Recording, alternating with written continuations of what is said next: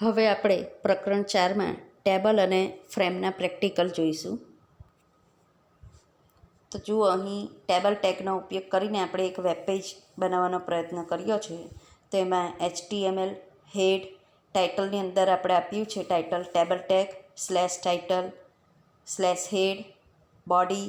હવે જુઓ, table border =1. અહીં જો આપણે બોર્ડરને કોઈ પણ કિંમત નહીં આપીશું તો એ કોઈ પણ ખાના તમને જોવા મળશે નહીં. અલાઇન =સેન્ટર એટલે આપણું જે ટેબલ છે તે મધ્યમાં ગોઠવાઈને દર્શાવશે.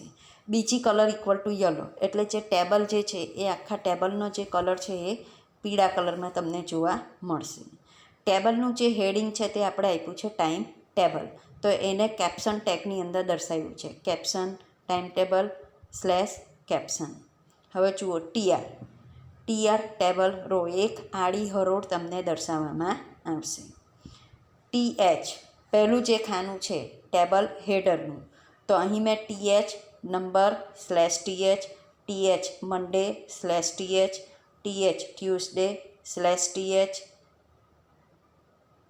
TH Wednesday /TH /TR. આટલું આપણે કરશું એટલે એક આડી ખાનું આપણને જોવા મળશે. એમાં આવશે નંબર, મંડે, ટ્યુઝડે અને વેનસડે. હવે બીજા ખાના માટે એની અંદરની જે માહિતી દર્શાવવાની છે એના માટે, તો એના માટે ફરીથી પાછું TR, TD1 /TD, TD maths /TD, TD science /TD, TD English /TD અને /TR. તો આનાથી બીજું એક આડું ખાનું દર્શાવશે. એમાં નંબરની અંદર 1 આવશે, મંડેમાં મેથ્સ, ટ્યુઝડેમાં સાયન્સ અને વેનસડેમાં ઇંગ્લિશ. હવે આ પ્રેક્ટિકલ હજી અધૂરો છે.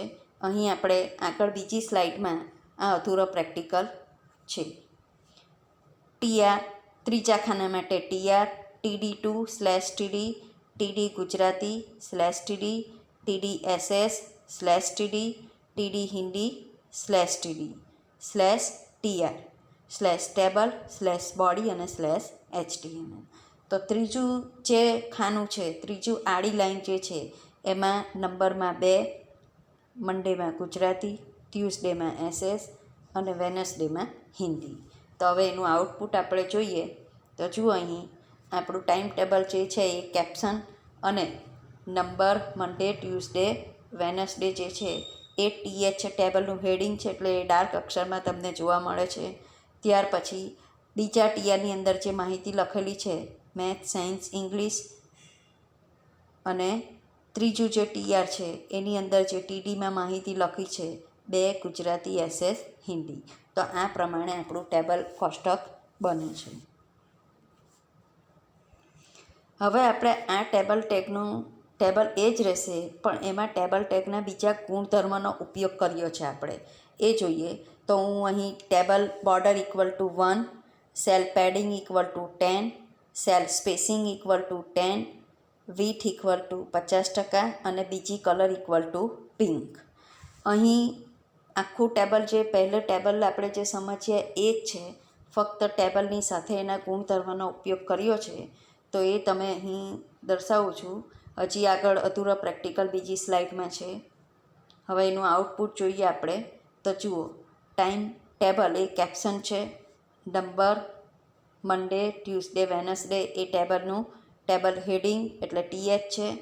હવે જુઓ, અહીં સેલ પેડિંગથી શું થાય છે, જે આ નંબર લખેલું છે એ નંબર અને નંબરનું જે ખાનું છે એ બંનેની વચ્ચે જગ્યા છૂટી છે. તમે આગળના પ્રેક્ટિકલનું આઉટપુટ જોશો અને આ પ્રેક્ટિકલ જોશો તો તમને ખ્યાલ આવશે.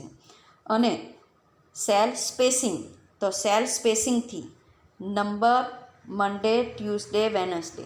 હવે નંબર અને મંડેનું જે ખાનું છે એ 2 ખાનાની વચ્ચે, જુઓ દરેક ખાનાની વચ્ચે એક તમને બીજી ઊભી પટ્ટીઓ, ઊભી અને આડી પટ્ટી જોવા મળે છે. તો એ 2 ખાનાની વચ્ચે જગ્યા છૂટેલી છે. અને આપણે ટેબલની જે વિથ ગુણધર્મનો ઉપયોગ કર્યો છે એટલે ટેબલની પહોળાઈ તમને જોવા મળે છે.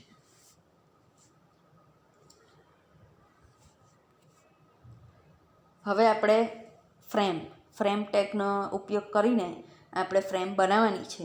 તો આપણે જે આ ફ્રેમ બનાવીએ છીએ તો આ ફ્રેમ બનાવવા માટે આપણે જ્યારે ફ્રેમને 2 ભાગમાં વિભાજિત કરવાની હોય તો એ બંને ભાગમાં જે વિભાજિત કરવાની છે તો એ બંને ભાગમાં વિભાજિત કરવા માટેની 2 ફાઇલ જોઈએ આપણને અને બીજી એક મેઇન ફ્રેમ માટેની ટેગ. આમ ટોટલ આપણે 3 ફાઇલની જરૂર પડશે આ પ્રેક્ટિકલ સમજવા માટે. તો અહીં મેં નોર્મલ જ સિમ્પલ જ તમને અહીં ફાઇલ દર્શાવી છે.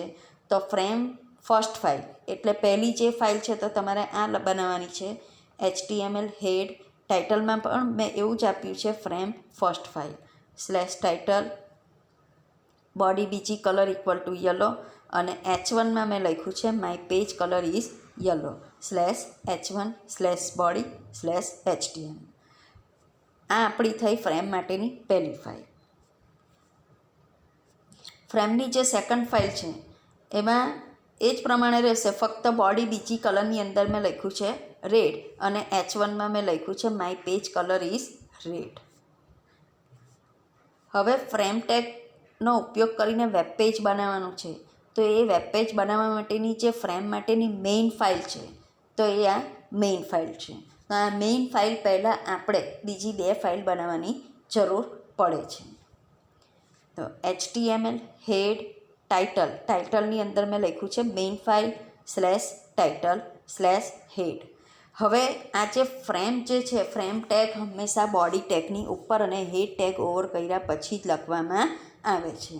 તો જુઓ અહીં હવે ફ્રેમ src = અહીં એક એડ્રેસ લખ્યું છે. એ એડ્રેસ આપણી જે પહેલી ફર્સ્ટ ફાઇલ જે બનાવેલી હતી યલો કલરની એનું એડ્રેસ અહીંયા કોપી કર્યું છે અને ફ્રેમ src બીજું જે છે બીજો ભાગ છે એના માટે આપણે જે બીજી ફાઇલ બનાવી છે રેડ તો એનું જે એડ્રેસ છે એ એડ્રેસ અહીં મેં લખ્યું છે. નો ફ્રેમ્સ બોડીની અંદર મેં લખ્યું છે your browser does not support frame. જો કોઈ બ્રાઉઝર આ ફ્રેમને સપોર્ટ નહીં કરતું હશે તો ત્યારે આ મેસેજ આપણને જોવા મળશે કે your browser does not support frame. પણ જો બ્રાઉઝર સપોર્ટ કરશે તો આ આપણને આ લાઈન જોવા મળશે નહીં. /body/no-frames/frameset/html. હવે અહીંયા જુઓ ફ્રેમસેટ રોઝ = 40% અને સ્ટાર છે. તો આ જે 40% છે એટલે રોઝ છે એટલે રોઝ એટલે કે આ જે ફ્રેમ બનશે તે ફ્રેમ 2 આડા ભાગમાં વહેંચાયેલી હશે. એમાં જે પહેલો ભાગ છે તે 40%માં ડિવાઈડ થયેલો છે અને બીજો 60%માં. જુઓ એનું આઉટપુટ. તો જુઓ અહીં આપણને 2 કલરની ફાઇલ જોવા મળે છે. મેં કલરની ફાઇલ એટલા માટે જ લીધી કે તમને સરળતાથી સમજ પડે. તો જુઓ પહેલે આપણે ફ્રેમ src પહેલાંમાં આપણે યલો ફાઇલનું એડ્રેસ મૂકેલું હતું અને બીજામાં રેડનું.